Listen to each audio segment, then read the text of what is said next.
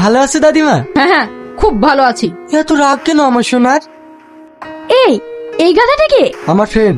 এক গাধাতেই হয় না, আবার আরেকটা গাধা। তোদের সব সময় বেশি বেশি। বাবা, দাদির সঙ্গে গাধাটা কি এমন কথা বলছে? চল ওকে একটু লেড়ে আসি। তোমাদের জুটিটা কিন্তু হ্যাপি বানিয়েছে। দাদা মরে গিয়েছে তো কি হয়েছে? তুমি নতুন করে আবার একটা বয়ফ্রেন্ড পেয়েছো। তোদের সব সময় আর কি। তোমাদেরকে ডিস্টার্ব করছি না, মা খেতে ডাকলো, চলো খেয়ে আসো গা। আমার গায়ে হাত তোলা? দাঁড়া, তোকে এই বাড়িতে থাকাচ্ছি। এই নাও চা খাও। বাবা, সূর্য আজ কোন দিকে উঠেছে? নাও তো, অনেক কষ্ট করে বানিয়েছি। আমাকে চল মারা, দেখ কেমন লাগে। তোমাদের আমাকে নিয়ে সমস্যা না?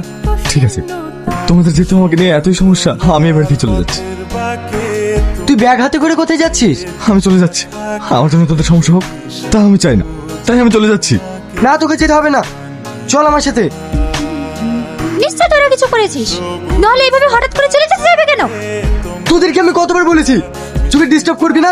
ও এই বাড়িতে আসতে চাচ্ছিল না, আমি ওকে জোর করে নিয়ে এসেছি। ভেবেছিলাম এই বাড়িতে ও কদিন থাকলে ওর মনটা ভালো হয়ে যাবে, আর তোরা যা লাগিয়েছিস। কি হয়েছে ওর? ওর বুকের পাঁচরটাই ভেঙে গিয়েছে, ওর বেঁচে থাকার ইচ্ছাটাই হারিয়ে গিয়েছে। কিন্তু কেন? সে অনেক কথা। তুমি ওকে এভাবে মারছো কেন? আছে কেন? আলিয়া, তোমার সঙ্গে যা যা ঘটিয়েছে এদের সামনে সব সত্যিটা বলো। ও আমাকে 6 মাস ধরে ভালোবাসতো, এখন আমার পেটে বাচ্চা চলে এসেছে শুনে ও আমাকে ছেড়ে চলে যাচ্ছে। ও যেটা বলছে সব সত্যি। কি হলো, কিছু বলছো না যে? ওর কিছু বলার ক্ষমতাই নেই। এইবার বলো, ওকে মেরে আমি অন্যায় করেছি? কালকে সেম ঘটনা যদি তোমার সাথে ঘটে তখন তুমি কি করবে? শোন, সেই মেয়েকে বিয়ে করতাম, আর যদি না করিস তাহলে তোর কপালে অনেক কষ্ট আছে। নিয়ে যাও ওকে। আগুন, ওই দে তোর পাখি। আমি তোমার নামে কেস করবো। ও যেটা আমার সাথে করেছে তার কোনো ক্ষমা নেই। আমি তোমার কি ক্ষতি করলাম তাই আমার নামে কেস করবে? যেটা আমার সবচেয়ে দামি জিনিস সেটা তুমি চুরি করে নিয়েছো। মানে? তুমি আমার মনটাই চুরি করে নিয়েছো।